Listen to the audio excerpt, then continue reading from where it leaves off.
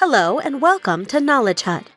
Scrum is a popular method of software development in these days. In this video, we will try to understand what is Scrum in the simplest way.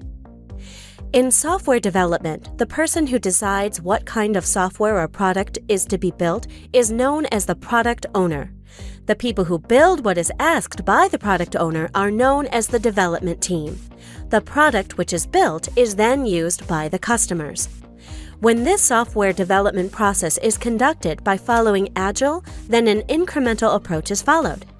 If you have seen our Scrum versus Agile video, then you must be knowing that Agile follows certain values in developing products. So, while following Agile, value is delivered to the customers in small and regular increments. Then customer feedback is taken in order to understand the customer's view towards the product. The product owner then collects the feedback from the customers and from various stakeholders. Then, according to all the feedbacks, he creates a prioritized list of features which should be added to the product or software. This prioritized list is known as the product backlog. The development team then tries to add these features to the product in order to make the product better, and the process keeps repeating. Now, Scrum adds some more routines and rituals to this process. The person who helps in facilitating these rituals is known as the Scrum Master. A Scrum team works in sprints. A sprint is a time box of 1 month or less. A sprint planning meeting is conducted before every sprint, which is attended by the Scrum Master, the development team, and the product owner. All of them select the high-priority items from the product backlog in such a way that the development team can deliver them in one single sprint. The list of selected items is known as the sprint backlog. The development team works on the sprint backlog throughout the sprint. During the sprint, every day a daily Scrum meeting is held.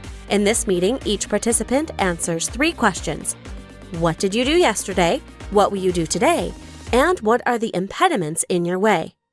The outcome of the sprint is potentially shippable product. It is called potentially shippable because now it depends on the product owner that whether he wants to ship the product or whether he wants some more features to be added in the product.